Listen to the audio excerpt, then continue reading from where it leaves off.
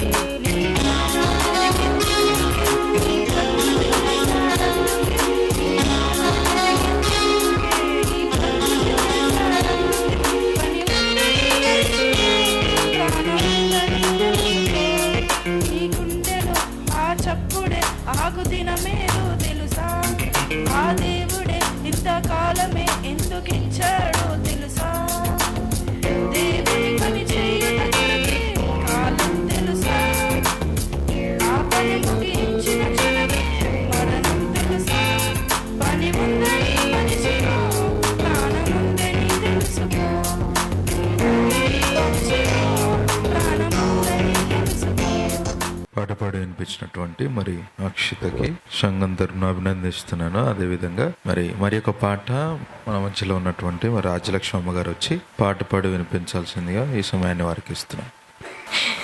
కూడి వచ్చిన మీ అందరికీ యేసుక్రీస్తు పుణ్యనామములో అందరం శుభములండి.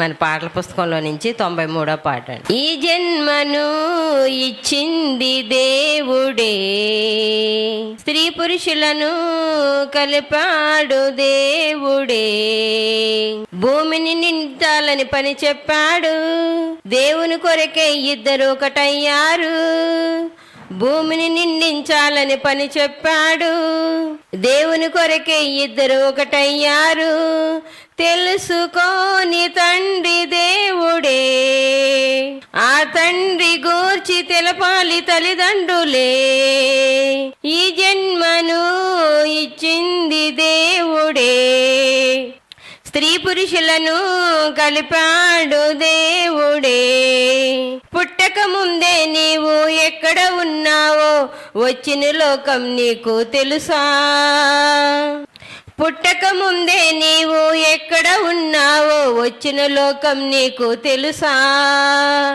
ఆదామవ్వల నుండే వచ్చావు, ఆదామవ్వలను దేవుడు చేశాడు, దేవుని నుండే నీవు వచ్చావు, దేవుడు సృష్టి నీకు ఇచ్చాడు, తెలుసుకోని తండ్రి దేవుడే, ఆ తండ్రి గూర్చి తెలపాలి తల్లిదండ్రులే, ఈ జన్మను ఇచ్చింది దేవుడే, స్త్రీ పురుషులను కలిపాడు దేవుడే, దేవుడు ఉండే లోకం నీదని మరిచావు, అందుకే యేసొచ్చాడు తెలుసా, దేవుడు ఉండే లోకం నీదని మరిచావు, అందుకే యేసొచ్చాడు తెలుసా, లోకం వదిలి నీవు వెళ్ళాలి, అందుకే మరణం నీకు రావాలి, మరణించిన తరువాతే వెళ్ళాలి,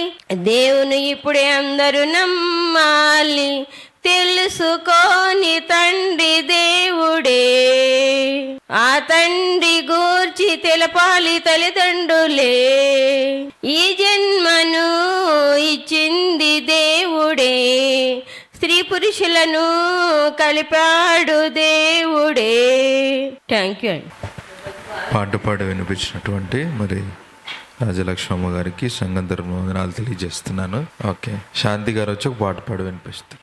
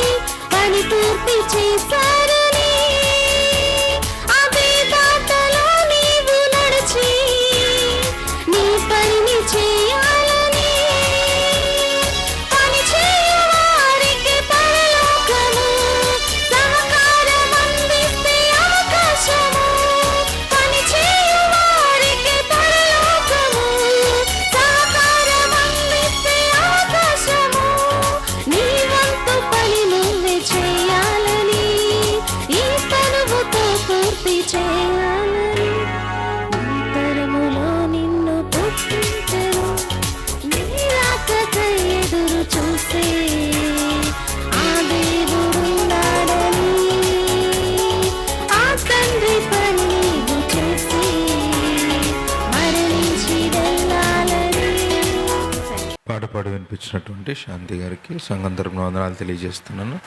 చెల్లి ప్రిన్సీ వచ్చి పాట పాడి వినిపిస్తుంది. స్తుతించెదా నీ నామం దేవా అనుదినం, స్తుతించెదా నీ నామం దేవా అనుక్షణం, దయతో కాపాడినావు, కృపని చూపించినావు, దయతో కాపాడినావు, కృపని చూపించినావు, నిన్ను నే మరువనేసు, నిన్ను నే విడువనేసు, స్తుతించెదా నీ నామం దేవా అనుదినం, స్తుతించెదా నీ నామం దేవా అనుక్షణం, పాపినై ఉండగనేను రక్షించి దరి చేర్చినావు, పాపినై ఉండగనేను రక్షించి దరి చేర్చినావు, నిన్ను నే మరువనేసు, నిన్ను నే విడువనేసు, స్తుతించెదా నీ నామం దేవా అనుదినం, స్తుతించెదా నీ నామం దేవా అనుక్షణం, సిలువే నాకు శరణం, నీవే నాకు మార్గం, సిలువే నాకు శరణం, నీవే నాకు మార్గం, నిన్ను నే మరువనేసు, నిన్ను నే విడువనేసు, స్తుతించెదా నీ నామం దేవా అనుదినం, స్తుతించెదా నీ నామం దేవా అనుక్షణం. పాట పాడి వినిపించినటువంటి సోదరి ప్రిన్సీకి మరి సంఘం తరపున వందనాలు తెలియజేస్తున్నాను. మరి వాక్యపట్నంలోకి వెళ్ళిపోదామండి. ముందుగా మరి మొదటి వాక్యపట్నంగా మత్తయి సువార్త 16వ అధ్యాయము 11 నుంచి 15 వచనాలు 15 వరకు మరి సహోదరుడు సూర్య చదివి వినిపిస్తాడు. అదేవిధంగా రెండవ వాక్యపట్నంగా మత్తయి సువార్త 16వ అధ్యాయము 16 నుంచి 20 వచనాలు సహోదరుడు సువార్త రాజు గారు చదివి వినిపిస్తారు. ముందుగా మొదటి వాక్యపట్నం మత్తయి సువార్త 16వ అధ్యాయము 11 నుంచి 15 వరకు మరి సూర్య చదివి వినిపిస్తాడు. కుడి వచ్చిన మీ అందరికీ యేసుక్రీస్తు వారి పేరిట శుభాభివందనములు అండి. మత్తయి సువార్త 16వ అధ్యాయము 11 నుంచి చదువుకుందామండి. నేను రొట్టెలను గూర్చి మీతో చెప్పలేదని మీరు ఎందుకు గ్రహింపరు? పరిసయ్యులు సద్దుకేయులు అనువారు పులిసిన పిండిని గూర్చియే జాగ్రత్త పడుడని చెప్పాను. అప్పుడు రొట్టెలు పులిసినను పిండిని గూర్చి కాదు గాని పరిసయ్యులు సద్దుకేయులు అనువారు బోధన గూర్చియే జాగ్రత్త పడవలనని ఆయన తమతో చెప్పానని వారు గ్రహించారు. యేసు ఫిలిప్పుదైన కైసరయ్యు ప్రాంతమునకు వచ్చి మనిషి కుమారుడెవడని జనులు చెప్పుకొనుచున్నారని తన శిష్యులు అడుగగా వారు కొందరు బాప్తీసమిచ్చి యోహాననియు, కొందరు ఏలియా అనియు, కొందరు ఇర్మియా అనియు లేక ప్రవక్తలలో ఒకడనియు చెప్పుకొనుచున్నారని. అందుకు ఆయన మీరైతే నేను ఎవడనని చెప్పుకొనుచున్నారని వారిని అడిగాను. థ్యాంక్ యూ అండి. మొదటి వాక్యపట్నాన్ని మరి చదివి సహకరించినటువంటి సూర్యకి సంఘం తరపున వందనాలు తెలియజేస్తున్నాను. అదేవిధంగా రెండవ వాక్యపట్నంగా మత్తయి సువార్త 16వ అధ్యాయము 16 నుంచి 20 వచనాలు మరి సహోదరుడు క్షమించండి సువార్త రాజు గారు చదివి వినిపిస్తారు. 16వ వచనం అండి.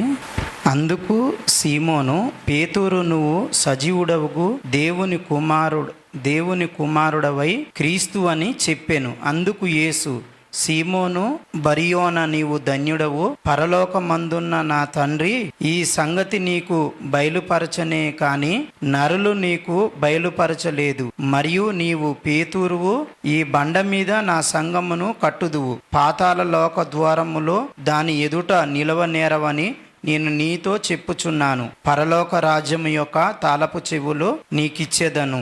నీవు భూలోకమందు దేవుని బంధించుదువో అది పరలోకమందు బంధింపబడును, భూలోకమందు దేన్ని విప్పుదువో అది పరలోకమందును విప్పబడునని అతనితో చెప్పెను. అటు పిమ్మట తాను క్రీస్తు అని ఎవనితోనూ చెప్పవద్దని ఆయన తన శిశువులకు ఖండితముగా ఆజ్ఞాపించెను. Okay, thank you. రెండవ వాక్య పఠనాన్ని మరి చదివి సహకరించినటువంటి సోదరుడు సువార్తరాజు గారికి సంఘం తరపున వందనాలు తెలియజేస్తున్నాను. దయచేసి మీ సెల్ ఫోన్స్ ఒకసారి చెక్ చేసుకోండి.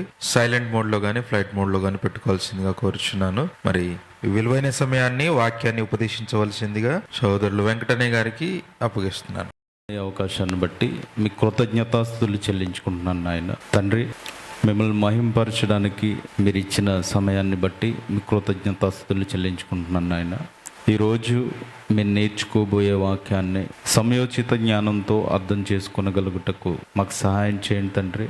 అలాగే తండ్రి, విన్న వాక్యాన్ని విడిచిపెట్టకుండా మా హృదయంలో భద్రపరుచుకుని వాక్య ప్రకారం ఈ భూమి మీద జీవించడానికి మాకు శక్తిని బలాన్ని దయచేస్తారని నమ్ముతూ యేసుక్రీస్తు వారి పరిశుద్ధ నామములో ఈ ప్రార్థన అడిగి వేడుకుంటున్నాను తండ్రి, ఆమేన్.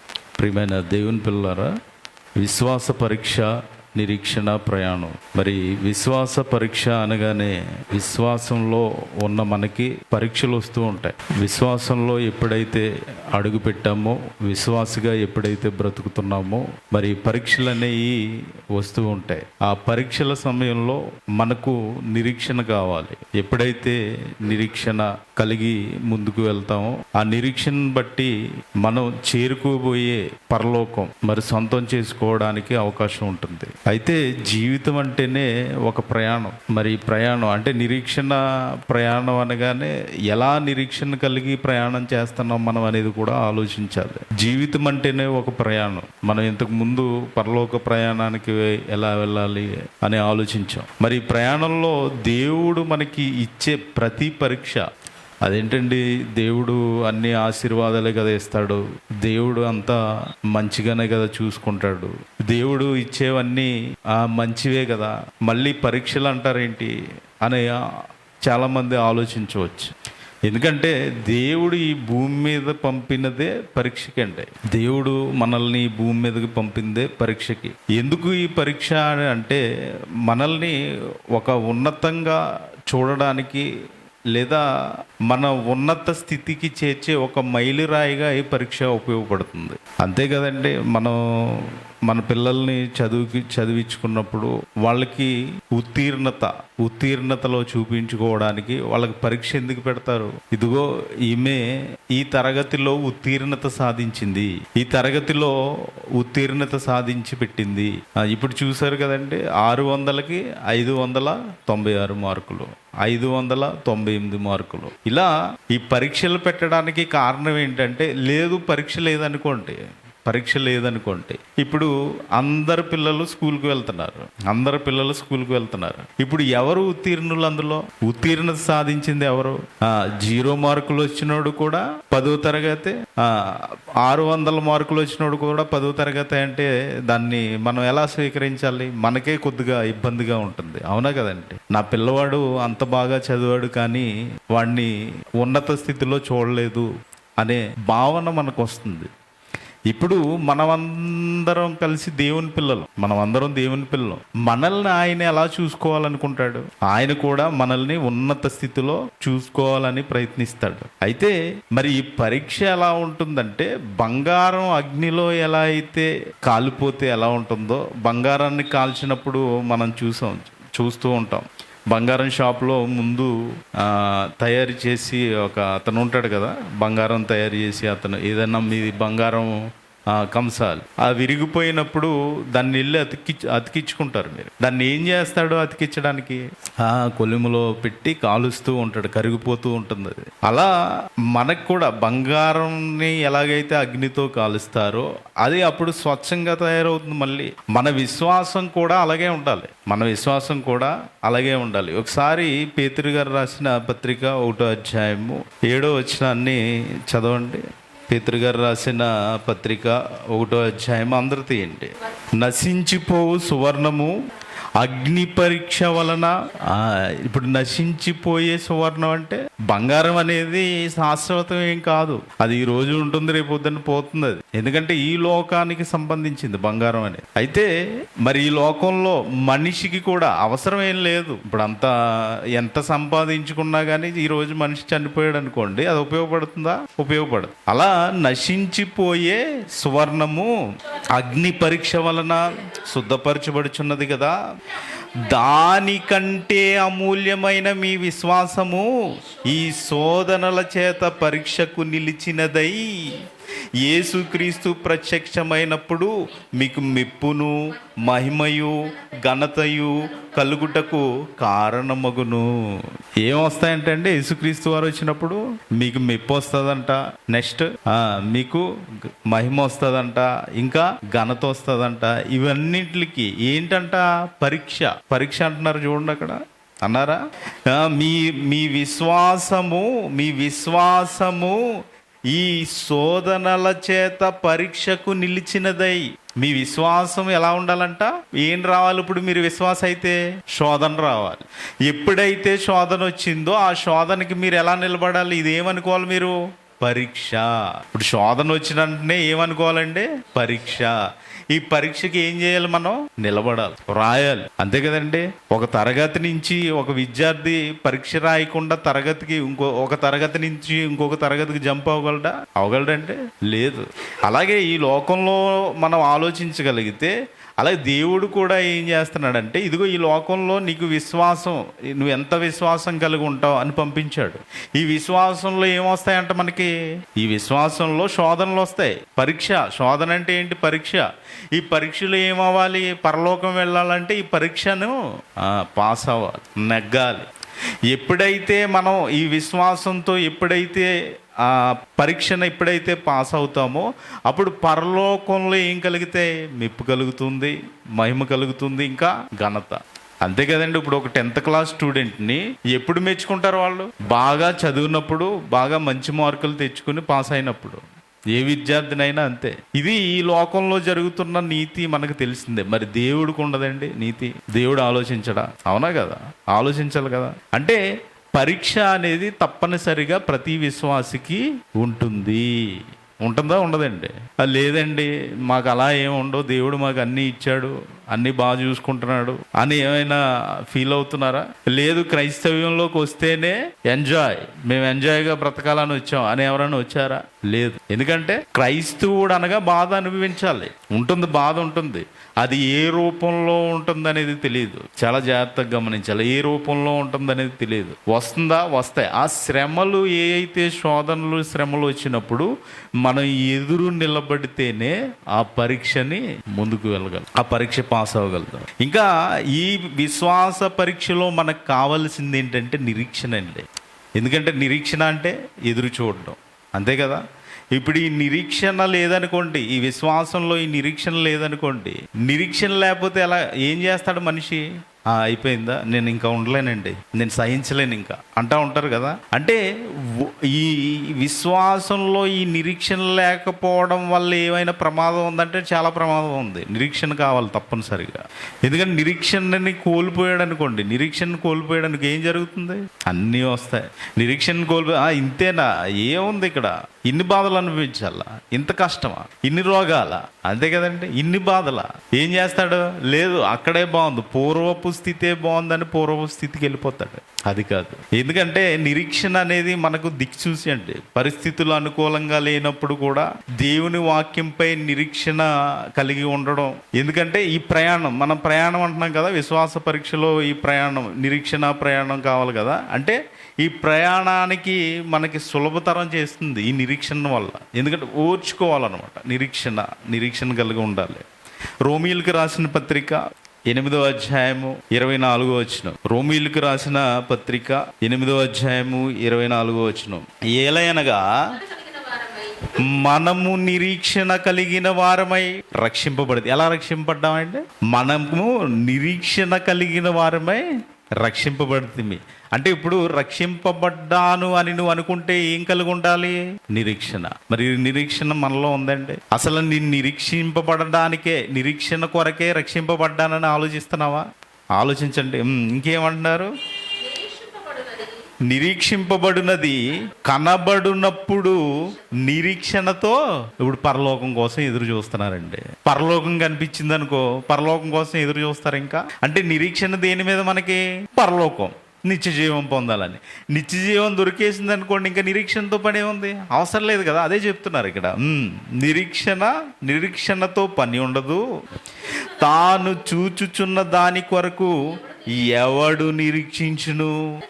మనము చూడని దాని కొరకు నిరీక్షించిన ఎడల ఓపికతో కనిపెట్టుదము. ఓపికతో కనిపెట్టుదాం అంటే ఇప్పుడు ఏముండాలి నిరీక్షణలో? మీకు ఓపిక ఉండాలి. అంటే ఇప్పుడు చూడనిదే, చూడలేదు. పరలోకం చూసారా? చూడలేదు. మనం ఏదో వీడియో రూపంలో చూసుకున్నాం అంతే. అంటే ఇలా ఉంటుందని ఇమాజినేషన్. మరి దేవుడి దగ్గరికి వెళ్ళిపో, దేవుడిని చూసారా? చూడలేదు. అక్కడికి వెళ్ళి చూడగానే దేవుడా, ఇంకా నిరీక్షణ లేదు, ఇంకా దేవుడితోటే ఉంటారు. అంతేగాని మీకు ఒక అర్థం కావడానికి ఎగ్జాంపుల్ చెప్తాను. ఇప్పుడు తల్లిదండ్రులు ఉన్నారనుకోండి, ఎక్కడో దూరంగా ఉన్నారనుకో, చిన్నప్పటి నుంచే తల్లిని తండ్రికి దూరం చేసి ఎక్కడో పెంచుతున్నారనుకోండి పాపనే. ఇదిగో మీ తల్లిదండ్రులు ఉన్నారు, నిన్ను ఇలా చూసుకుంటారు, నువ్వు ఇక్కడ ఈ పరీక్షలన్నీ పాస్ అయ్యి నువ్వు వెళ్ళిపోవాలి, 10th క్లాస్ వరకు ఇక్కడే ఉండాలి, చదువుకోవాలి, 10th క్లాస్ వెళ్ళిన తర్వాత నీ తల్లిదండ్రుల దగ్గరే నీ తర్వాత జీవితం అని చెప్పారనుకుంటే, ఇప్పుడు ఈ పాప లేదంటే బిడ్డ ఎవరి మీద నిరీక్షణ కలిగి ఉంటుంది? తల్లిదండ్రుల మీద. ఎప్పుడైతే తల్లిదండ్రుల దగ్గరికి వెళ్ళిందో అప్పుడు నిరీక్షించవలసిన అవసరం ఉందా? లేదు. అలా ప్రియులారా, మనం ఎవరి గురించి అయితే ఎదురు చూస్తున్నాం, తండ్రి అయిన దేవుని గురించి, యేసుక్రీస్తు వారి గురించి, పరిశుద్ధాత్ముడి గురించి, పరలోకం గురించి, వీటి గురించి ఎదురు చూస్తున్నాం. మీరు ఎదురు చూడని వాటి గురించి ఎదురు చూడకపోయినా వెళ్తాం అక్కడికే. ఇవి తప్పించి మిగతా వాటి గురించి ఎదురు చూస్తే ఏంటది? నరకం. మీరు ఎదురు చూడ అవసరం లేదు, దాని గురించి నిరీక్షించిన అవసరం లేదు. ఎక్కడికి వెళ్ళిపోతాం డైరెక్ట్. మీరు కోరుకోకపోయినా చూసేది అది. కానీ మనం ఎవరిని కోరుకోవాలి? దేవుడు, పరలోకం, యేసుక్రీస్తు వారు, పరిశుద్ధాత్ముడు, నీతి. ఏమంటే ఇవన్నీ ఎదురు చూడవలసినవి. నిరీక్షణ, వీటి మీద ఉండాలి నిరీక్షణ. అంటే ఈ లోకంలో మీకు శోధనలు వచ్చినప్పుడు ఎలా ఉండాలి నిరీక్షణ? ఎలా ఉండాలండి? దేవుడు ఉన్నాడు పైన, నా కొరకు యేసుక్రీస్తు వారు ప్రాణం పెట్టాడు. ఇదిగో ఎప్పుడో 2000 సంవత్సరాల క్రితం భూమి మీదకి వచ్చేసాడు ఆయన పరిశుద్ధాత్ముడు. ఈ నిరీక్షణ. వీళ్ళందరూ ఎందుకు కష్టపడుతున్నారంటే ఇదిగో నాకు నిత్య జీవాన్ని ఇవ్వడానికి కష్టపడుతున్నారు. అంటే మనం ఇప్పుడు ఎవరి మీద నిరీక్షణ ఉంచాలి? వీటి మీద, వీళ్ళ మీద నిరీక్షణ ఉంచాలి. ఆలోచించారండి? చాలా జాగ్రత్తగా ఆలోచించాలి.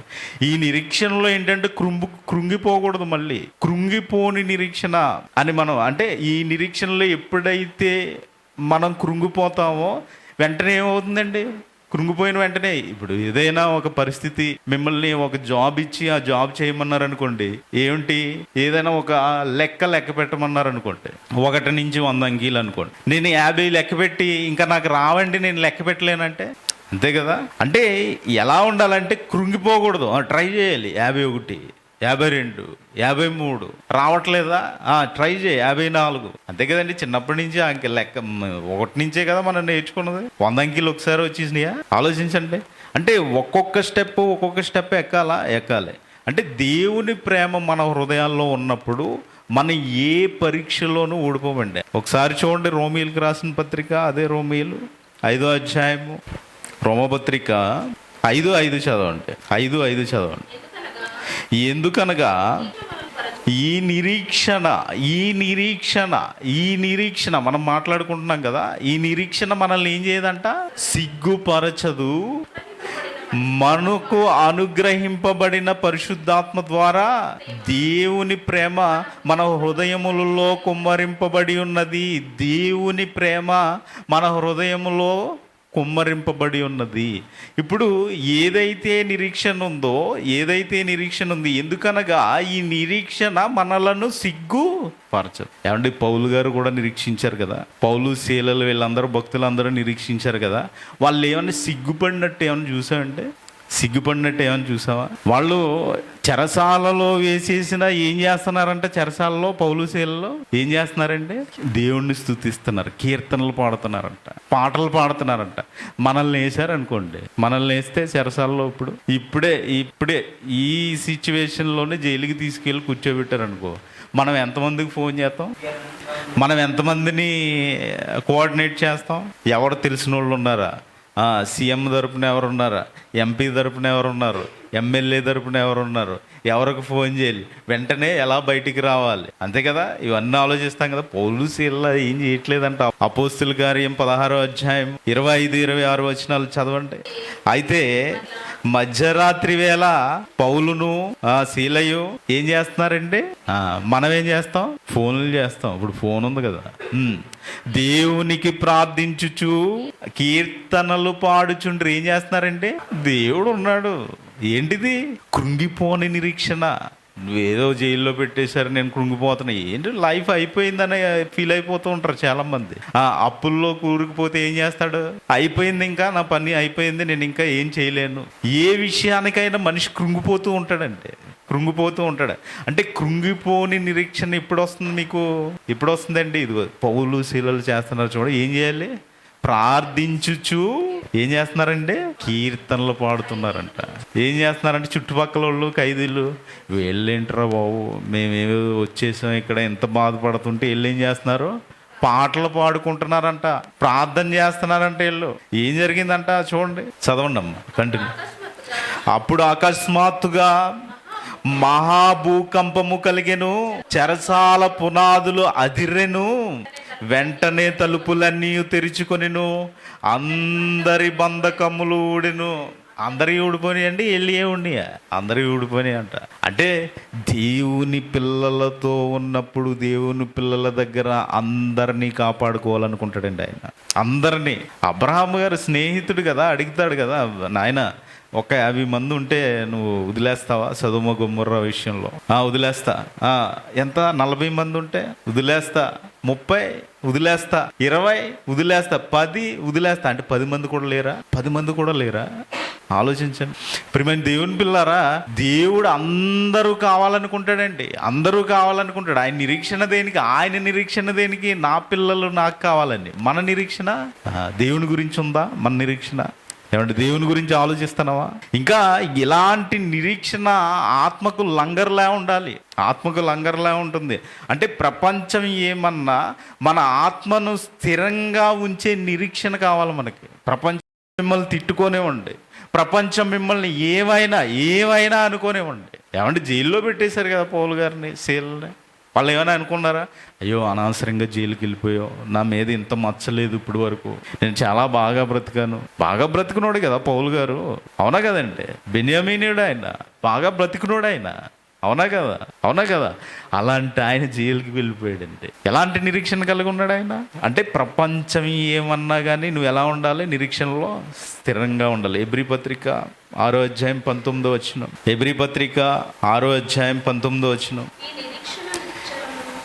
ఈ నిరీక్షణ నిశ్చలమును స్థిరమునై ఎలా ఉందంటే లంగరు వలె ఉంది. ఏం చేస్తారు లంగర్ అంటే? తుఫాను వస్తున్నప్పుడు ఓడ కదలకుండా లంగరు వేస్తారు. అంటే తుఫాను వచ్చినప్పుడు ఆ పడవలు ఉంటాయి కదండి, అవి కదలకుండా లంగర్ అనేది వేస్తారు. పిక్చర్లో కనిపిస్తుంది కదా. అంటే ఈ లంగర్ ఎందుకు వేస్తారు? ఓడ కదలకుండా. ఇప్పుడు నీవు విశ్వాసంలో ఉన్నప్పుడు నీకేం కావాలి? పౌలు గారు ఏం చేస్తున్నారండి? జైల్లో కూర్చుని ప్రార్థన అండి, ప్రార్థన చేస్తున్నారు. ఇంకేం చేస్తున్నారు? పాటలు పాడుతున్నారు, కీర్తనలు ఎందుకు? ఇప్పుడు ఇవన్నీ ఎందుకు? దేవునికి మహిమ, దేవునికి మహిమ. ఏం కావాలి దేవునికి? దేవుణ్ణి మహిమపరచడం కావాలంటే. అంటే మీరు పనుల ద్వారానే కాకుండా మీకు ఇదిగో ఈ పనుల్లో ఉన్నప్పుడు, ఈ విశ్వాసం అనే క్రియల్లో ఉన్నప్పుడు మీకు శోధన వస్తే మీకు ఏం కావాలి? ప్రార్థన, ప్రార్థన. పాటలు పాడ ఆనందంగా ఉండాలి, కృంగిపోకూడదండి, కృంగిపోకూడదు. మీరు ఎప్పుడైతే కృంగిపోతున్నారో సాతానుగాడు ఇంకొక ముట్టుకే వేస్తాడు పైన, అంతే కదా. సాతానుగాడి పని ఏంటి? మీరు ఎప్పుడైతే కృంగిపోతున్నారో ఇంకా కృంగ చేస్తాడు, ఇంకా ఆలోచనలు ఇస్తాడు, ఇంకా ప్రేరేపిస్తాడు. నీ నెక్స్ట్ ఫ్యూచర్ ఏంటి? ఇప్పుడు ఒక 5 లక్షలు అప్పు అయిందా, నీ నెక్స్ట్ ఫ్యూచర్ ఏంటి? ఇంకొక 10 లక్షలు అప్పు చేద్దాం, చేయని. దేవుడు శోధన ఇస్తున్నప్పుడు తీర్చేది ఆయనే. నమ్మలేవా? ఏమండి నమ్మలేవా? నమ్మొచ్చా నమ్మకూడదా? మరి ఇంకా నమ్మలేకపోతే ఇంకా విశ్వాసం దేనికండి మనకి? నిరీక్షణ దేనికి? ఆలోచించండి. అంటే ఈ నిరీక్షణలో ఏం కావాలి మీకు? ఓర్పు కావాలి. ఈ ఓర్పు అనేది పరీక్షలో మెట్టండి, గెలవడానికి మెట్టు, పరీక్ష పాస్ అవ్వడానికి మెట్టిది ఓర్పు అనేది. అంటే శ్రమలలో ఓపిక పట్టడం వల్ల మనం దేవుని శక్తిని చూస్తామండి. శ్రమలలో ఎప్పుడైతే మీరు ఓపిక కలిగి ఉన్నారో అప్పుడు ఏం చూస్తామంటే దేవుని శక్తిని చూస్తాం, అంతే కదా. ఇప్పుడు ఈ శ్రమలన్నీ ఓపిక పట్టుకుని ఉంటే మనం ఎక్కడికి వెళ్తాం? పరలోకం వెళ్తాం. ఇప్పుడు పరలోకంలో దేవుడు ఎలా ఉన్నాడు? పవర్, శక్తి, అంతే కదా. అంటే ఆ శక్తిని చూడడానికి మన నిరీక్షణ, ఆ శక్తిని, ఆ మహాశక్తిని చూడడానికి మనం ఓర్పు కలిగి ఉండాలి ఈ భూమి మీద. అంటే విశ్వాసం అనేది ఈ నిరీక్షణతో కూడినదా? అవును, నిరీక్షణతో కూడిందండి. యాకోబు పత్రిక 1 అధ్యాయము. నా సహోదరులారా, మీ విశ్వాసము కలుగు పరీక్ష ఓర్పును పుట్టించుననియు ఎరిగి మీరు నానా విధములైన శోధనలలో పడినప్పుడు అది మహానందముగా ఎంచుకోండి. ఇప్పుడు మీరు శోధనలో పడిపోతే ఏం చేయాలండి? పౌలు గారు ఏం చేస్తున్నారు? పౌలు శీల ఏం చేస్తున్నారు అక్కడ? మహానందం. అంటే దేవుణ్ణి స్తుతించడం అంటే చిన్న విషయం అనుకుంటున్నారా? అందరూ చేయలేరా పని? దేవుణ్ణి మహింపరచడం అంటే చిన్న విషయం అనుకుంటున్నారా? ఏమండి వాళ్ళు ఏం చేస్తున్నారు? ఇదిగో మహాశ్రమలలో కూడా, శ్రమే కదా అది, జైల్లో పెట్టడం శ్రమే కదా. ఏం చేస్తున్నారు వాళ్ళు? ఏం చేస్తున్నారండి? ప్రార్థన చేస్తున్నారు, పాటలు పాడుతున్నారు. ఇప్పుడు మనం ఆదివారం ఎందుకు వచ్చాం? పాటలు పాడడానికి, ప్రార్థన చేయడానికి, వాక్యం నేర్చుకోవడం, అంతే కదా. ఇది ఏంటి? దేవుణ్ణి మహిమపరచడం, దేవుణ్ణి ఆనంద పెట్టడం, ఇంతే కదా. ఇదే ఆలోచన. ఇంకా వేరే ఏమైనా ఉన్నాయా మనకి? ఏం లేవు. వీళ్ళు ఏం చేస్తున్నారంట? ఎక్కడ కూర్చున్నారంట? చర్చిలో కాదు, ఏమండి మహాసభల్లో కాదు, జైల్లో కూర్చున్నారు. జైల్లో కూర్చుని దేవుణ్ణి ఆరాధిస్తున్నారు వాళ్ళు. అంటే ప్రతికూల పరిస్థితుల్లో కూడా ఏం చేయాలి? నువ్వు పాట పాడాలి, ప్రార్థన చేయాలి, కృంగిపోకూడదు. అంటే ఏం కావాలి నీకు? ఓర్పు కావాలండి, ఓర్పు కావాలి. అంటే ఎప్పుడైతే చూసారా, ఓర్పు అనేది చాలా మనం ఎగ్జాంపుల్గా ఆలోచించుకుంటే ఆ పిక్చర్లో కనిపిస్తుంది చూడండి. ఒక విత్తనం భూమిలో పాతి పెట్టినప్పుడు అది మొక్కగా రావడానికి ఏం కావాలి? దానికి వెంటనే అయిపోద్దా? అలా విత్తనం వేసిన వెంటనే చెట్టు కింద అయిపోద్దా తెల్లారికి? అవదు. ఎంత కొద్ది కొద్దిగా ఒక మహావృక్షం అవుతుంది ఒకసారి. అంటే ఓర్పు ఉండాలి. నేర్చుకోవడానికి ఓపిక ఉండాలా, రాయడానికి ఓపిక ఉండాలా, చదవడానికి ఓపిక ఉండాలా. నాకు ఓపిక లేదండి. ఎవరండి ఈ మహత్తు గల మనల్ని కన్న తండ్రి మాటలు చదువుకోవడానికి ఓపిక లేదంటే ఎలాగా? మనల్ని కన్న తండ్రి మాటల్ని నేర్చుకోవడానికి నాకు ఓపిక లేదంటే ఎలాగా? అన్ని పనులు చేసుకుంటున్నాం కదా, అన్నీ నేర్చుకుంటున్నాం కదా, అన్నీ కావాలనుకుంటున్నాం కదా. ఇవన్నీ వదిలేసి నాకు సమయం లేదు, నేను నేర్చుకోలేదు, నాకు కుదరలేదు అంటే ఎలా? ఆలోచించారా ఎప్పుడన్నా? అంటే చెయ్యగలిగిన వారయ్యుండి కూడా చేయకపోతే, మేలు చెయ్యి వారయ్యుండి కూడా మేలు చేయకపోతే, మేలైనది కదా వాక్యం అంటే ఏంటి? మేలైనది. దీనికంటా మేలైనది ఏదైనా చూపించగలరండి భూమి మీద? వాక్యము కంటే మేలైనది పలానాది ఉందని చెప్పగలవా? లేదు. ఎక్కడికది? ఏది లేదు. వాక్యము మీ హృదయములో ఉంటే మీరెవరండి? వాక్యము మీ హృదయంలో ఉంటే మీరు దైవములుగా మారిపోతారు కదా. దానికి మించింది ఏదైనా ఉందా? ఎవరైనా దేన్ని కోరుకోవాలండి? మీరు ఏదన్నా కావాలంటే ఎవరిని అడగాలి? దేవుణ్ణే. చివరికి నమ్మని వాడైనా చివరికి చనిపోయే స్టేజ్లో ఏం కోరుకుంటాడండి? దేవుడు అనేవాడు ఉంటే నన్ను కాపాడమను. ఎక్కడికి వచ్చాడు చివరికి? దేవుని దగ్గరికి రావాలి. ఇలాంటి వాక్యం మీలో ఉంటే మీరు ఏమైపోతారంట? దైవములు అన్నారు కదండి, వాక్యం చదువుకున్నారు ఇవన్నీ మీరు. అంటే ఒక విత్తనం భూమిలో పడి అది ఎదగడానికి ఎంత టైం అయితే పడుతుందో ఆ ఓర్పు అనేది కావాలండి మనిషికి. వెంటనే ఏది అయిపోదు, వెంటనే ఏది నేర్చుకోలేరు, వెంటనే ఏది రాదు. ప్రాక్టీస్ చేయాలి. చేస్తూ ఉంటేనే వస్తుంది. చదివేశాను కదా అని వదిలేయకూడదు. ఆది కాండం ఎన్నిసార్లు చదివారు? మళ్ళీ చదువుతుంటే ప్రశ్నలు రావట్లేదా? వస్తున్నాయా? ఎందుకు వస్తున్నాయండి? ఎప్పుడు నాకు వచ్చని వదిలేయకూడదు. అర్థమవుతుందా? బైబిల్ దేవుని మాటలండి. ఏదో ఆయన ప్రణాళికతో రాయించాడు ఆ మాటలు, కూర్చునే రాయించలేదు అవి. మీకు అర్థం కావాలి అవన్నీ. అంటే మనం ఎప్పుడు కూడా దేవుని దగ్గర ఆయన పెట్టే శోధనలో కానీ ఆయన ఇచ్చే శ్రమల్లో కానీ ఏం కలిగి ఉండాలి? ఓర్పు కలిగి ఉండాలండి. ఇంకా నమ్మకత్వం కలిగి ఉండాలి. నమ్మకత్వం లేకపోతే, నమ్మకం అంటే ఏంటి? దేవుడు తోడుగా ఉంటాడని. అంతే కదండి. నేను మిమ్మల్ని నమ్మానండి. ఒక భార్య భర్తని, నేను నిన్ను నమ్ముకున్నాను, మమ్మల్ని అన్యాయం చేయకంట. భార్యతో ఏమంటాడు భర్త? నువ్వే నాకు ఆధారం, మన ఇద్దరం కలిసి ముందుకు వెళ్ళాలి, నువ్వు లేకపోతే ఎలాగా? పిల్లల్ని ఎలా పెంచుతారు? పిల్లలు ఏమైపోతారు? ఇలా భర్త భార్య మీద ఆధారపడుతూ ఉంటాడు. అవునా కదండి? ఇద్దరు లవర్స్ ఉన్నారంటే ఏమంటాడు? ఐ లవ్ యూ అంటాడు. నువ్వు లేకపోతే ఏమవుతాడంట? దేవుడు లేకపోతే బతికే ఉంటాడంట. అమ్మాయి లేకపోతే చచ్చిపోతాను అంటాడు, కానీ దేవుడు లేకపోతే నేను చచ్చిపోతానని ఇప్పుడు అన్నాడు. ఆలోచించారా? అంటే మనిషి మీద మనిషికి నమ్మకం ఏమిటి? మనిషి తోడుంటాడని. ఇప్పుడు దేవుడి మీద నమ్మకం ఎలా కావాలి మనకి? దేవుడు తోడుంటాడని. అంటే ఏ శ్రమలో అయినా దేవుడు తోడుంటాడా? ఏ శ్రమలో అయినా ఉంటాడా? ఎటువంటి ఇబ్బందుల్లో అయినా ఉంటాడా? ఎటువంటి అనారోగ్యంలో అయినా ఉంటాడా? ఉంటాడండి ఆయన. అంటే నమ్మకం అంటే దేవుడు తోడుగా ఉంటాడని. ఇప్పుడు మీరు ఒంటరిగా ఫీల్ అవుతున్నారు అనుకోండి, మీతో ఎవరున్నారండి? నేను ఒంటరినండి, చాలా ఇబ్బంది పడుతున్నానండి, ఏం చేయాలో అర్థం కావట్లేదండి. ఎవడు చెప్పాడు మీకు? నువ్వు దేవుని మీద నిజంగా నమ్మకం ఉంటే ఆ సమయంలో నీకు ఎవరు తోడుగా ఉంటారు? దేవుడు. నువ్వు నిజంగా దేవుని మీద నమ్మకం ఉంచి దేవునితో నడవాలనుకుంటే దేవుడే తోడుంటాడండి. ఒంటరి ఎవరు కాదు. నువ్వు ఒంటరి అనుకోకు. ఎవరున్నారంట మనతోటి? దేవుడు ఉన్నాడంటండి. ఒకవేళ, ఎందుకంటే ఆయన తోడున్నాడు కాబట్టి నీవు ఎప్పుడైతే శ్రమల్లో పడిపోయావో, ఎప్పుడైతే శోధనలో పడిపోయావో, ఎప్పుడైతే నువ్వు బాధలు అనుభవిస్తున్నావో నీకు తగినంత మాత్రమే ఇస్తాడు. అంతేనా? మీకు తగినంత మాత్రమే ఎందుకు ఇస్తున్నాడు? ఆయన చూస్తున్నాడు కాబట్టి. నీ శ్రమలలో ఆయన తోడుగా ఉన్నాడు కాబట్టి. నమ్ముతున్నావా? నమ్మగలిగారా ఈ మాట? చూడండి, కొరింథీయులకు రాసిన పత్రిక, మొదటి పత్రిక 10వ అధ్యాయం 13వ వచనం. కొరింథీయులకు రాసిన మొదటి పత్రిక 10వ అధ్యాయం 13వ వచనం.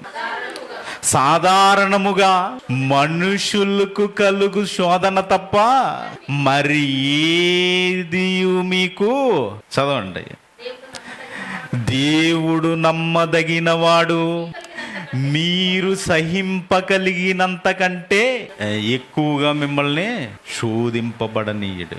అంటే ఇప్పుడు దేవుడు నమ్మదగిన వాడని నమ్ముతున్నావా? దేవుడు నాకు తోడుగా ఉంటాడని నమ్ముతున్నావా? ఏం దేవుడండి, నాకే ఇచ్చాడేంటి శ్రమ, నాకే ఇచ్చాడేంటి రోగం, నాకే ఇచ్చాడేంటి ఇన్ని ఇబ్బందులు అని అనేసాం అనుకోండి. ఇప్పుడు ఈ వచనం నెరవేరుతుందా? మనలో ఈ వచనం నెరవేరుతుందా? మీకు తగినంత మాత్రమే ఇస్తాడని చెప్తున్నాడు కదా. ఎవరికి ఇస్తాడు? ఎవరికైనా ఇస్తాడండి? మీకు శోధన ఇచ్చాడంటే ఏమవుతుంది? శోధన ఏంటి? పరీక్ష. ఇప్పుడు ఈ పరీక్షలో మీరు ఏమవుతారు? మేలిమి బంగారం, మంచి బంగారం రావాలి. మంచి బంగారం రావాలంటే ఏం రావాలి? ఇక్కడ పరీక్ష జరగాలి. ఈ పరీక్షలో మీకు ఎంత అయితే కాల్చాలో అంతే కాలుస్తారు బంగారాన్ని. అలా కాలుస్తూ ఉంటారండి. ఒక షేప్ తీసుకురావాలి దానికి. మీరు ఉంగరం కింద పెట్టుకుంటారా? ఉంగరం కింద షేప్ తీసుకురావడానికి ఎంత అయితే కాల్చాలో అంతే కాలుస్తారు. చైన్ వేసుకుంటారా? ఆ చైన్ రావడానికి ఎంత అయితే కాల్చాలో అంతే కాలుస్తారు. మీరు పరీక్ష గెలవడానికి మీరు ఎంతైతే శోధన రావాలో అంతే శోధన ఇస్తాడు.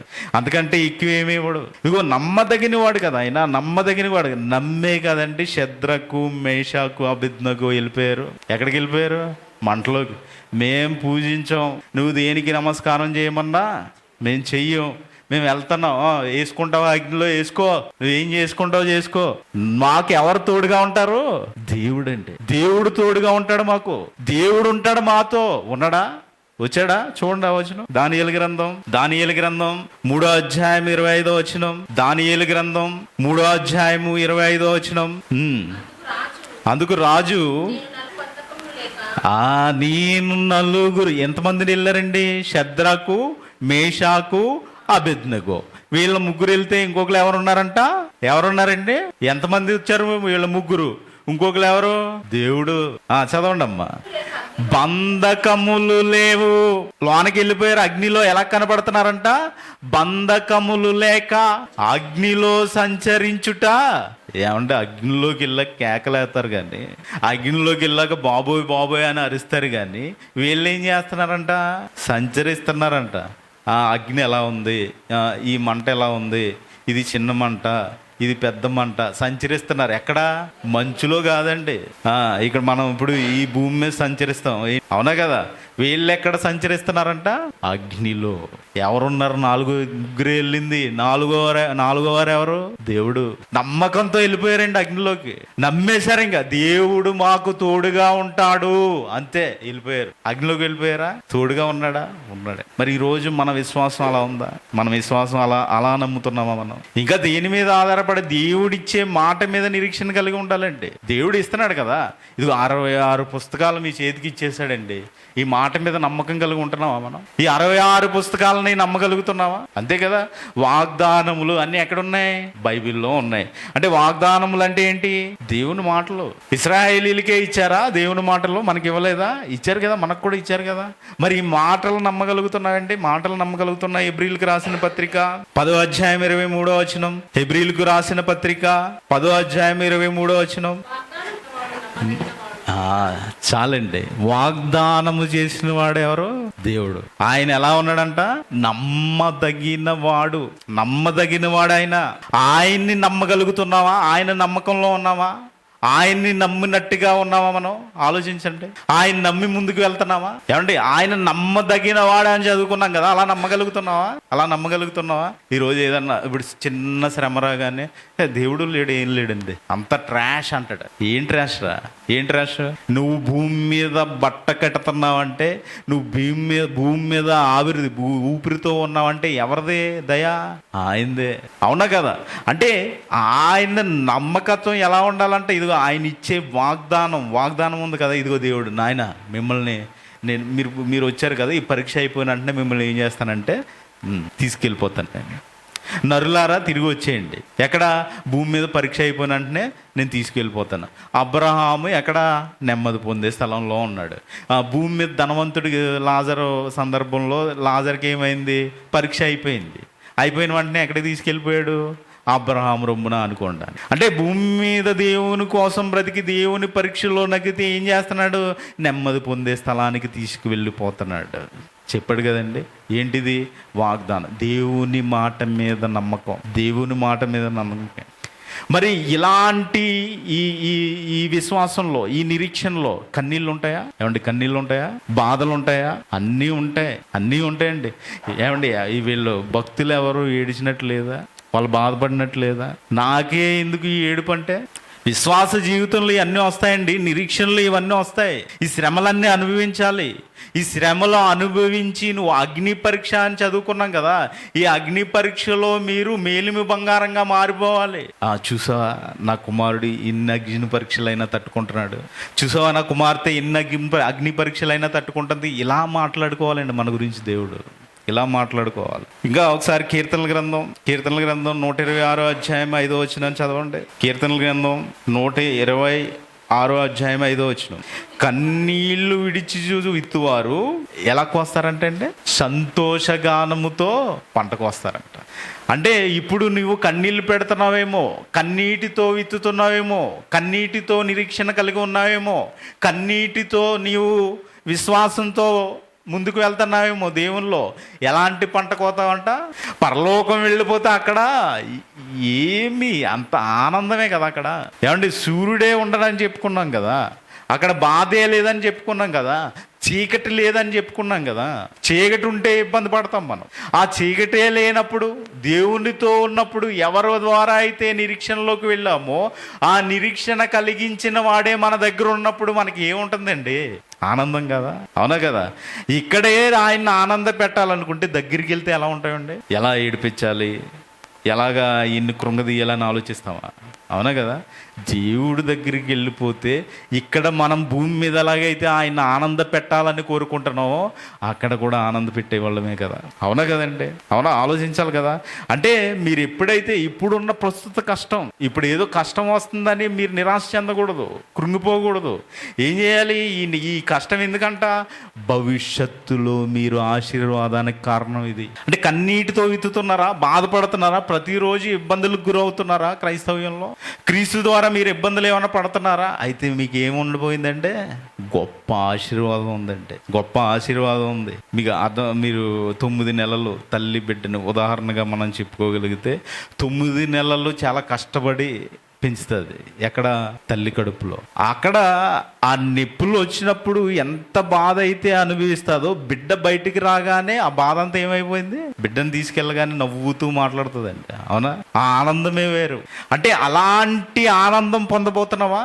ఇక్కడ ఏం పడుతున్నాం? ఇప్పుడు కష్టాలు పడుతున్నాం, శ్రమలు వస్తున్నాయి, బాధలు వస్తున్నాయి, అనారోగ్యాలు వస్తున్నాయి. వీటన్నింటి నుంచి విముక్తి ఏంటి?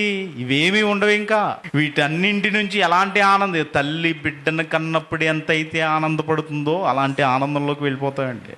అంటే ఇక్కడ కన్నీళ్ళ ద్వారా వస్తాయా అంటే, కన్నీళ్ళ ద్వారా మనకు వచ్చేది ఏంటంటే వస్తుంది ఆనందం. అంతా ఒకలాగా ఉండదు కానీ సుఖ దుఃఖాలనేవి దేవుడు జతపరిచినవే. ఈరోజు దుఃఖం ఉందని రేపు అలాగే ఉండదు. దేవుడు మిమ్మల్ని ఆశీర్వదించబోతున్నాడు, దేవుడు మిమ్మల్ని తీసుకెళ్ళబోతున్నాడు, అంతే కదా. భూమి మీద అయితే ఎవ్వరూ ఉండవండి, ఎవ్వరూ ఉండవు. ఎందుకు? ఇంకా దేవుని ప్రణాళిక చాలా ఉన్నతమైనది, ఎవరికి అర్థం కాదు మనుషులకి. మీ తలంపులు వేరు, నా తలంపులు వేరు. ఇదన్నీ మనం చదువుకున్నాయి. అంటే దేవుడు ఏదైనా ప్రణాళిక వేశాడంటే అది చాలా ఖచ్చితంగా ప్లాన్ ప్రకారం జరుగుతూనే ఉంటుంది. ఎవ్వరూ మార్చలేరు దాన్ని, ఎవ్వరూ మార్చలేరంటే. ఎందుకంటే మనకు కష్టంగా అనిపించేది దేవుని దృష్టిలో ఎలా ఉంటుందంటే, ఇప్పుడు మీకు కష్టం అనుకోండి, దేవుని దృష్టికి ఎలా ఉంటుంది? మీరు కష్టపడితేనే ఏమవుతుంది? ఇప్పుడు అగ్నిని కాల్చాలి, బంగారాన్ని కాల్చాలి. ఇలా కాలుస్తున్నప్పుడు అది కష్టంగానే ఉంటుంది, చూడడానికి, పట్టుకోవడానికి అన్ని కష్టంగానే ఉంటాయి. అది తయారైన తర్వాత ఎలా ఉంటుంది? ఇది కాల్చిందని పడేతావా? ఎక్కడ పెట్టుకుంటారు? మీద వేసుకుంటారు, అవునా? నిన్ను కాలుస్తున్నాడు ఎందుకు? ఆయన తీసుకోవడానికి, ఆయనకు ఉపయోగపడతావు నువ్వు, ఆయనకు కావాలి. నువ్వు విలువైనదిగా తయారవుతున్నావు, విలువైన వాడిగా తయారవుతున్నావు నువ్వు, అవునా కదా? అంటే అలా విలువైనదిగా తయారవడానికి ఆయన దృష్టిలో ప్రణాళిక అండి, ఇది గొప్ప ప్రణాళిక. మీరు ఒకసారి యేసుక్రీస్తు వారు శిష్యులు కాళ్ళు కడిగేదాకా వెళ్తారు. కడిగే సందర్భంలో ఆయన ఏమంటాడంటే, ఒక మాట చూడండి, యోహాను సువార్త 13వ అధ్యాయం 7వ వచనం. యోహాను సువార్త 13వ అధ్యాయము 7వ వచనం. అందుకు యేసు, నేను చెయ్యిచున్నది ఇప్పుడు నీకు తెలియదు కానీ ఇక మీదట తెలుసుకుంటావు. ఇప్పుడు మనుషులుగా మన ఆలోచన ఎలా ఉంటుందంటే, ఎందుకు జరుగుతుందో, ఏమైపోతుందో, ఏం జరుగుతుందో, ఏదో అదొక రకమైన ఇబ్బందికి గురైపోతూ ఉంటారు, అవునా కదా? అంటే ఇలాంటి ఇబ్బందుల్లో ఏంటంటే దేవుడు చేయబోతున్నది ఎవరికి తెలియదు. యేసుక్రీస్తు వారు కూడా చేయబోతున్నది ఎవరికి తెలియదు. ఎందుకు చేస్తున్నావు అని అడిగితే ఏం చెప్తున్నారు ఈయన? ముందు తెలుస్తుంది, కంగారు పడవద్దు. ఈరోజు శ్రమలు వచ్చినాయని కృంగిపోవద్దు, ముందు తెలుస్తుంది. ఈరోజు ఇబ్బందులు ఉన్నాయని కృంగిపోవద్దు. ఏం తెలుస్తుంది? ముందు దేవుడు ఏదో నీకు పెట్టాడు, ఆశీర్వదించబోతున్నాడు. ఎందుకంటే దేవుని పనిలో వస్తున్నాయి మీకు శ్రమలు, దేవుని పనిలో వస్తున్నాయండి. దేవుని పనిలో ఉన్నప్పుడు కృంగిపోకూడదు. నువ్వు బైబిల్ చదువుతున్నప్పుడు శ్రమలు వస్తున్నాయా? కృంగిపోకు. నువ్వు దేవుని కోసం బ్రతుకుతున్నప్పుడు శ్రమలు వస్తున్నాయా? కృంగిపోకు. ఎందుకంటే దేవుడేదో దాచిపెట్టాడు. ఒకసారి యేసేపు గారి జీవిత చరిత్రను ఆలోచించుకుంటే, ఉదాహరణగా యేసేపు జీవిత చరిత్రనే తీసుకోండి. ఏమైంది యేసేపు గారిని? అన్నదమ్ములే అమ్మేశారు ఆయన్ని, అవునా కదా? ఆయన జీవితం ఎన్నో కష్టాలతో కూడుకుని వెళ్ళింది. చివరికి ఏమయ్యాడండి ఆయన?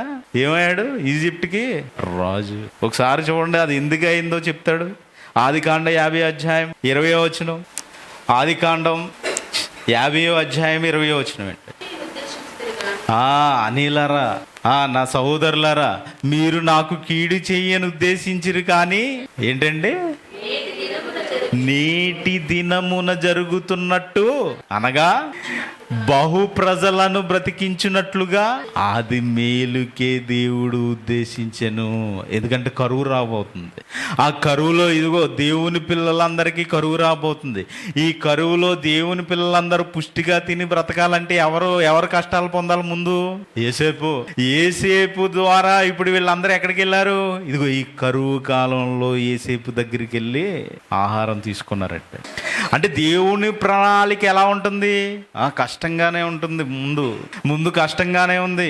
ఏసేపు జీవితం అంతా కష్టంగానే ఉంది. కానీ చివరి దశలో చూసేసరికి ఆయన ఎలా ఉన్నాడంటే రాజు. గోతులో పడేశారంట, బావిలో ఎన్నో శ్రమలు పాలు చేశారు. ఆయన అన్నీళ్ళు అమ్మేశారంట. అలాంటి శ్రమల్లో నుంచి ఎక్కడికి వచ్చేసాడండి? అన్నయ్యలని పోషించే స్థితిలో ఉన్నాడు ఆయన.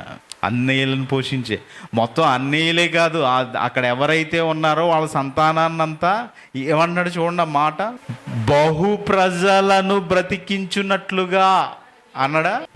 బహు ప్రజలు అంటే చాలా మంది ఆయన చేతి కింద బ్రతకాలంట. అంతలా ఆశీర్వదించాడా?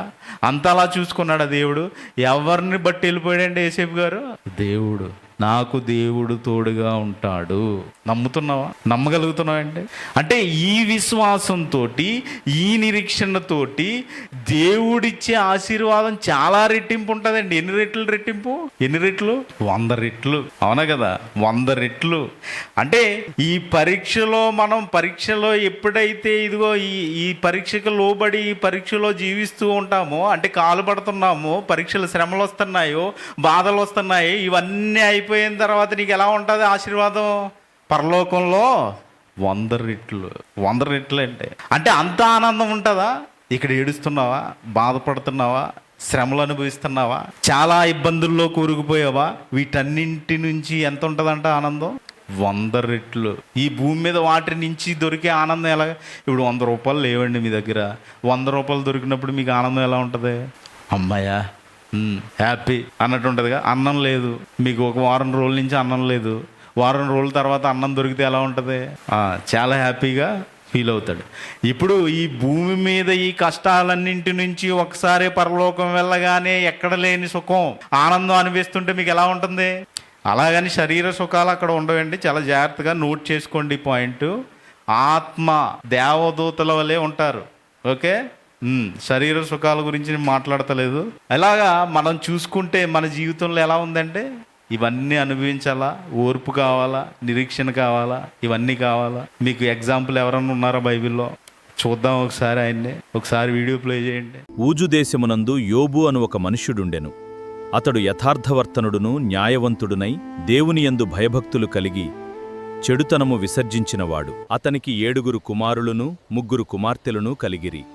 అతనికి 7,000 గొర్రెలను, 3,000 ఒంటెలను, 500 జతల ఎడ్లను, 500 ఆడు గాడిదలను కలిగి బహుమంది పనివారును అతనికి ఆస్తిగా నుండెను గనుక తూర్పు దిక్కు జనులందరిలో అతడే గొప్పవాడుగా ఉండేవాడు. దేవదూతలు యెహోవా సన్నిధిని నిలుచుటకై వచ్చిన దినమొకటి తటస్థించెను.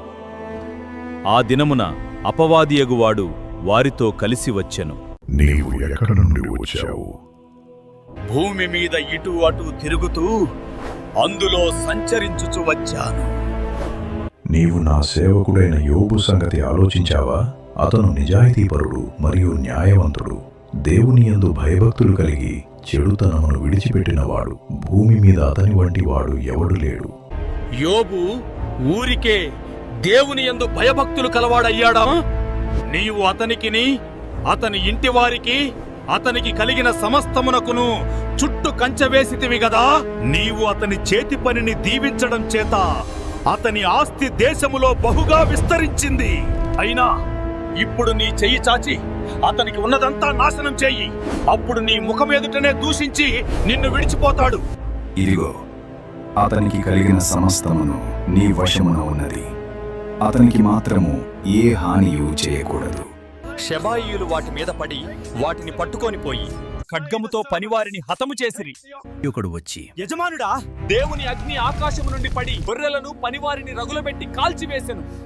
మాటలాడుచుండగా మరి ఒకడు వచ్చి, కల్దీయులు 3 సమూహములుగా వచ్చి ఒంటెల మీద పడి వాటిని కొనిపోయి ఖడ్గము చేత పనివారిని చంపిరి. నీ కుమారులను నీ కుమార్తెలను తమ అన్న ఇంట భోజనం చేయొచ్చు ద్రాక్షారసము పానం చేయుచుండగా గొప్ప సుడిగాలి అరణ్య మార్గముగా వచ్చి ఆ ఇంటి 4 మూలలను కొట్టగా అది యవ్వనుల మీద పడినందున వారు ప్రాణం విడిచారు. దానిని నీకు తెలియజేయుటకు నేనొక్కడనే తప్పించుకొని వచ్చి ఉన్నా. యెహోవా సన్నిధిని నిలుచుటకై వచ్చిన మరి ఒక దినము తటస్థింపగా వారితో కూడా అపవాది యెహోవా సన్నిధిని నిలుచుటకై వచ్చెను. నీవు నా సేవకుడైన యోబు సంగతి ఆలోచించావా? అతను నిజాయితీపరుడు మరియు న్యాయవంతుడు, దేవుని యందు భయభక్తులు కలిగి చెడుతనమును విడిచిపెట్టినవాడు. భూమి మీద అతని వంటి వాడు ఎవడు లేడు. నిష్కారణముగా అతనిని పాడు చేయుటకు నీవు నన్ను ప్రేరేపించినను అతనింకను తన యథార్థతను వదలక నిలకరగానున్నాడు. ఇంకొకసారి నీవు చేయి చాపి అతని ఎముకను అతని దేహమును తాకు. అప్పుడు అతడు నీ ముఖమెదుటనే దూషించి నిన్ను విడిచిపోతాడు. అతడు నీ వశముననున్నాడు, అతని ప్రాణము మాత్రము నీవు ముట్టవద్దు. అరికాలు మొదలుకొని నడినెత్తి వరకు బాధగల కురుపులు యోబుకి కలిగాయి. అతడు ఒళ్ళు గోకుకొనుటకై చిల్ల పెంకు తీసుకొని బూడిదలో కూర్చున్నాడు. అతని భార్య వచ్చి, నీవింకను యథార్థతను వదలవా? దేవుని దూషించి మరణించు. మూర్ఖురాలు మాటలాడునట్లు నీవు మాట్లాడుచున్నావు. మనము దేవుని వలన మేలు అనుభవించుదుమా? కీడును మనము అనుభవించడం సరైనది కాదా? ఈ సంగతులలో ఏ విషయమందును యోబు నోటి మాటతోనైనను పాపము చేయలేదు. మరియు యోబునకు పూర్వము కలిగిన దానికంటే 2 అంతలు అధికముగా యెహోవా అతనికి దయచేసెను. అతనికి 14,000 గొర్రెలను, 6,000 ఒంటెలను, 1000 జతల ఎడ్లను, 1000 ఆడుగాడిదలను కలిగెను. మరియు అతనికి 7 కుమారులను, 3 కుమార్తెలను కలిగిరి. ఆ దేశమందంతటను యోబు కుమార్తెలంతా సౌందర్యవతులు కనబడలేదు. అటు తరువాత యోబు 140 సంవత్సరములు బ్రతికి తన కుమారులను కుమారుల కుమారులను 4 తరముల వరకు చూచెను. పిమ్మట యోబు కాలము నిండిన వృద్ధుడై మృతి నొందెను. అలానే మీకు అర్థం చేయించడానికి మాత్రమే ఈ వీడియో, అంతేగాని సినిమాలు చూడమని కాదు. మళ్ళీ చాలా మంది ఎలా ఫీల్ అవుతారంటే సినిమాలు వేస్తున్నారండి చర్చిలో, ఇవన్నీ కాదు, మీకు అర్థం చేయించడానికి. ఏం అర్థమైంది ఇప్పుడు? ఎన్నిసార్లు వచ్చాడు సాతాను గాడు? 2 సార్లు. ఏం చేశాడు? ఆస్తిని అన్ని నాశనం చేశాడు. ఇంకా యోబు బ్రతకుండగా ఏం చేశాడు? ఊరికినే నమ్మకం కలిగి ఉన్నాడంటే అతని శరీరాన్ని, అతని ఎముకని మొత్తం అన్నాడు. అంటే రోగాలు వస్తున్నాయంటే ఎవడు మొత్తున్నాడు? ఆ దేవుడు ఆజ్ఞ లేకుండా వస్తుందా? వస్తాయి. అంటే ఏం జరుగుతుంది ఇక్కడ? ఆ రోగాన్ని బట్టి దేవుణ్ణి మహింపరచాలి. నాకు రోగం వచ్చింది దేవునికి స్తోత్రం అని ఎవరంటారంటే? నాకు రోగం వచ్చింది దేవునికి స్తోత్రం అని ఎవరని అంటావా? అనాలి. అర్థమైందా? అంటే యోబు పరిస్థితి ఎలా అయిపోయింది? కాల్చేస్తున్నాడు ఆయన, బాగా కాల్చేస్తున్నాడు. ఎంత కాలిస్తే అంత మెరుగైన బంగారం వస్తుంది. వచ్చిందా? ఆయనకి తెలుసా ఆ విషయం? తెలుసా? ఎవరు చెప్పారండి? తెలియదని. చూడండి ఆయన మాట్లాడుతున్నాడు. యోబు గ్రంథం 23వ అధ్యాయము 10వ వచనం. యోబు గ్రంథం 23వ అధ్యాయము, నేను నడుచు మార్గము ఆయనకి తెలియను, ఆయన నన్ను శోధించిన తర్వాత ఎలా మారిపోతాడంటే తెలుసా ఆయనకి? వాడు చిల్ల పెంకుతో గోక్కుంటున్నాడంట. వీడియోలు చూసారు కదా ఎలా గోక్కుంటున్నాడు. ఆ కురుపులు వచ్చేసి ఎక్కడ కూర్చున్నాడు? బూడిదలో కూర్చున్నాడు. భార్య వచ్చి ఏమంటుంది? ఇంకా ఇంకా ఎందుకు, నువ్వు ఇవన్నీ అయిపోయిన తర్వాత అయిపోయింది నీ హిస్టరీ, నీ స్టోరీ, నీ బతుకు నాశనం అయిపోయింది, వదిలే. ఇంకా ఎందుకు అంత యథార్థంగా చూడు? లోకంలో ఎలా ఉన్నారు చూడు. ఒక్కొక్కడు అపార్ట్మెంట్లు బిల్డింగ్ల మీద బిల్డింగ్లు వేసుకుని ఏం చేస్తున్నాడు? రెంటలు తీసుకుంటున్నాడు. నువ్వేంటి ఇంకా హైదరాబాద్ వచ్చి 2 సంవత్సరాలు అయింది, ఇంకా నీకు 1 రూపాయి లేదా? ఇల్లు కట్టలేకపోయావా? ఇలాగే అంటాడు సాతాను గాడు. ఏం చేయాలి? ఓర్పు కావాలి, నిరీక్షణ కావాలి. ఈ విశ్వాసంలో ఈ 2 లేకపోతే ఏం చేయలేమండి? యోబు గారిలో ఉందా అది? చూసావా? అంటే దేవుడు నన్ను ఏం చేస్తున్నాడంటే టెస్ట్ చేస్తున్నాడు, పరీక్ష. అంటే యోబు గారు అంటున్నాడు ఏమని? ఆయన నన్ను పరీక్షించి తర్వాత ఏం చేస్తాడంట? సువర్ణము వలె బయలుపడుతున్నా అంటాడు. నన్ను సువర్ణం చేసేస్తాడు ఆయన, నన్ను పరీక్షిస్తున్నాడు ఆయన. అంటే యోబు జీవితంలో మొదటి భాగం కంటే చివరి భాగం ఎలా ఉందండి? ఎలా ఉంది? అద్భుతంగా ఉంది, గొప్పగా ఉంది. చూసారా? అంటే ఇలాంటి విశ్వాసంలో నిరీక్షణ కలిగి ఉన్నావా? ఓర్పు కలిగి ఉన్నావా? ఇలాంటి ఓర్పు ఎవరికైనా ఉందంటే తక్కమని అనేస్తారు దేవుణ్ణి. ఏమని? నాకే ఇచ్చాడు. అవును, మరి నువ్వు ఒక్కడవే కనిపించావు ఆయనకి. అవునా? లేదండి. ఏమంటున్నాడు ఆయన? దేవుని వలన మేలునే అనుభవించుదుమా, కీడును అనుభవింప తగదా? సుఖ దుఃఖాలు ఎవరు చేతపరిచారు? దేవుడే. ఈ మాట చదువుకున్న నువ్వు సుఖాన్ని కోరుకుంటావు కానీ దుఃఖాన్ని కోరుకుంటావా? ఆలోచించండి ప్రియులారా. సుఖం వచ్చినా దుఃఖం వచ్చినా దేవుణ్ణి మరింపరిచేవారుగా, దేవునికి అంటే ఈ విశ్వాస పరీక్షలో నిరీక్షణ ప్రయాణం ఇదే. నిరీక్షణతోటి ముందుకు వెళ్ళాలి. నిరీక్షణతోటే మీరు ఈ నిరీక్షణలో ఓర్పు ఇవన్నీ కలిగి ఉండాలి. దేవుని మీద నమ్మకత్వం కలిగి ఉండాలి. ఎప్పుడైతే ఇవన్నీ కలిగి, యోబు గారిని చూసారా? ఆయన చూసాం కదా. ఇది ఆయనలాగా మీరు అన్నీ తట్టుకోగలిగితేనే ఎలా అవుతారంట? బంగారం సువర్ణంలాగా మారిపోతారంట. అంటే సువర్ణంలాగా మారిపోతారంటే మీరు వెళ్ళబోయే లోకం ఏంటి? బంగారు లోకం. బంగారం మీద నడిస్తారండి, మీదేసుకోరు. ఓకేనా? కాబట్టి మీరందరూ మరి ఈ విశ్వాస పరీక్షని గెలుచుకుంటూ వెళుతూ ఏం చేయాలి? నిరీక్షణ ప్రయాణం చేయాలి మన బ్రతుకు ముగిసేవారు. కాబట్టి మీరందరూ ఇలాంటి నిరీక్షణ కలిగి ఉండాలని, అలాగే నేను మరి నిరీక్షణతో ముందుకు వెళ్ళాలని నేను చెప్పుకుంటూ మీకు చెప్తూ ఈ మాటలు ముగిస్తున్నాను. ఓకేనా? ప్రార్థన చేసుకుందాం. పరలోకమందున్న మా తండ్రి, మీరు ఇచ్చిన ఈ అవకాశాన్ని బట్టి మీ కృతజ్ఞతాస్తుతులు చెల్లించుకుంటున్నాను నాయన. ఇదిగో మీ మాటలు చెప్పాలనే ప్రయత్నం మాత్రమే నేను చేశాను తండ్రి. మరి వృద్ధి చేయవాడు, అలాగే వారిలో ఫలింపు చేయవాడు మీరే తండ్రి. కాబట్టి విన్న వాక్యాన్ని విడిచిపెట్టకుండా వారి హృదయాల్లో భద్రపరుచుకొని మరి మీకోసం బ్రతికే వారిగా ఎన్ని శ్రమలు వచ్చినా ఎన్ని ఇబ్బందులు వచ్చినా మీరు మాకు తోడుగా ఉన్నారనే నమ్మకత్వాన్ని మా అందరిలో కలిగించి ఆ నమ్మకంతో ఈ భూమి మీద బ్రతుకుటకు మేము ముందుకు వెళ్ళడానికి, ప్రయాణం చేయడానికి సహాయం చేస్తారని నమ్ముతూ యేసుక్రీస్తు వారి పరిశుద్ధ నామంలో ఈ ప్రార్థన అడిగి వేడుకుంటున్నాను తండ్రి. ఆమె. అందరికీ వందనాలండి.